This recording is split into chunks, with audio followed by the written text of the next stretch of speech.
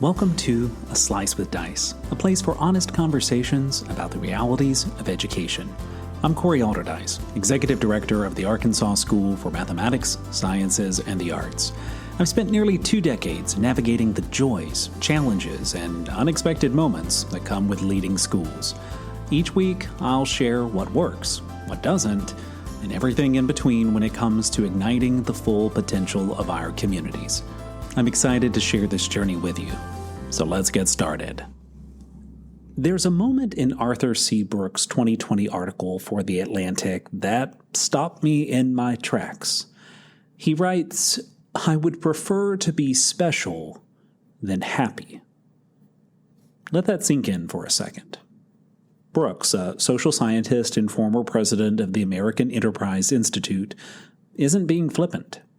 He's describing a truth that many high-achieving people wrestle with, this deep, often unspoken belief that being recognized, being extraordinary, being somebody is worth more than peace, contentment, or even happiness.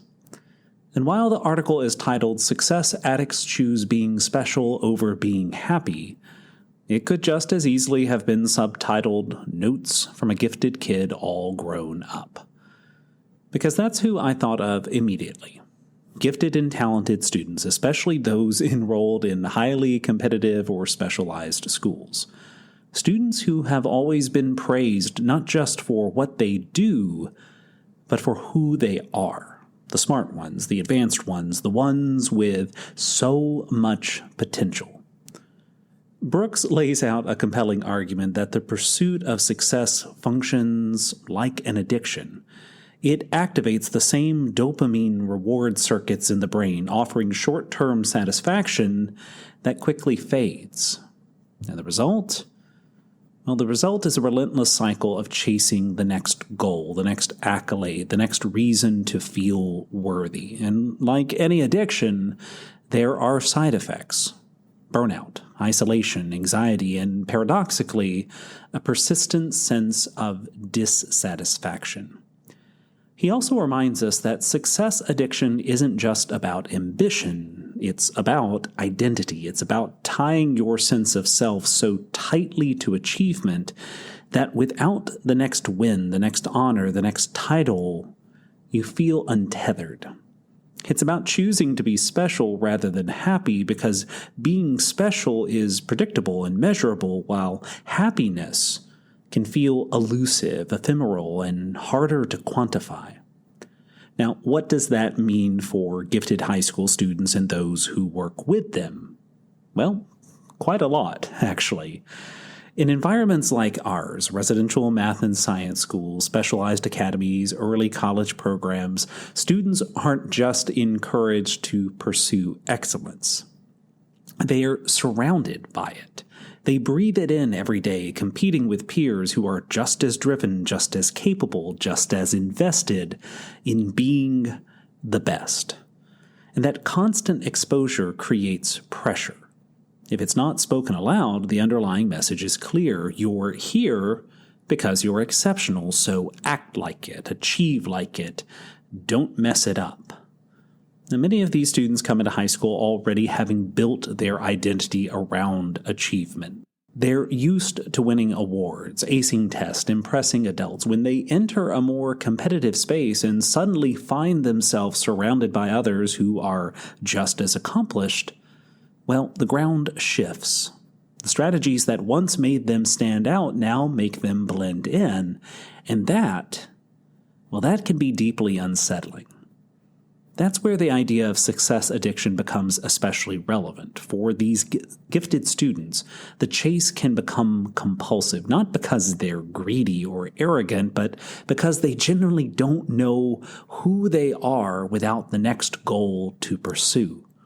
If they're not achieving, they fear they're falling behind. If they're not impressive, they fear they're invisible. And let's be honest, adults can unintentionally feed this cycle. We praise results more than effort. We spotlight the kids who get into the most prestigious schools, win the most awards, stack the most AP credits. We tell students, implicitly or explicitly, that their value lies in their output. And in doing so, we reinforce the idea that success isn't just a path, it's a performance. Okay, so what do we do with all of this? Well, first, we name it. We help students, families, and our colleagues as educators understand that success addiction is real and it's not healthy. It's not about saying ambition is bad or that students shouldn't strive. It's about making sure that their striving doesn't come at the cost of their well-being or their sense of self.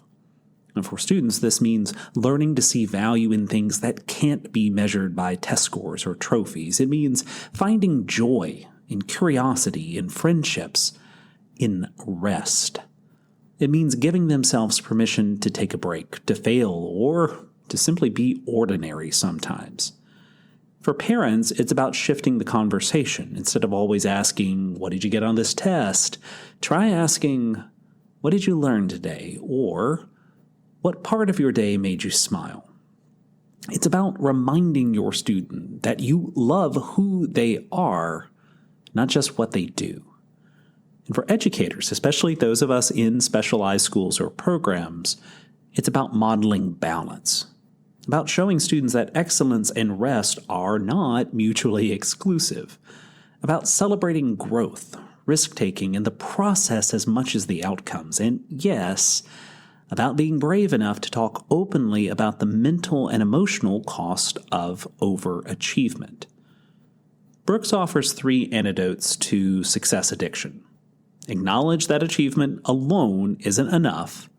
Repair relationships that may have been damaged by relentless striving, and redefine what success means in your life. Those are all the steps we can take. And for gifted students navigating the pressure cooker of adolescence and ambition, they are absolutely essential. Because in the end, we want our students to be more than just impressive. We want them to be whole. We want them to experience joy that isn't dependent on their resume. We want them to choose being happy over being special. And that choice, that pivot, is where real success begins. A Slice with Dice is a production of the Arkansas School for Mathematics, Sciences, and the Arts. I hope today's reflection sparked some thoughts for your own journey. If you enjoyed the episode, please subscribe, share, and leave a review. Let's keep learning and leading together. Until next time, keep striving for growth and excellence. Thanks for tuning in.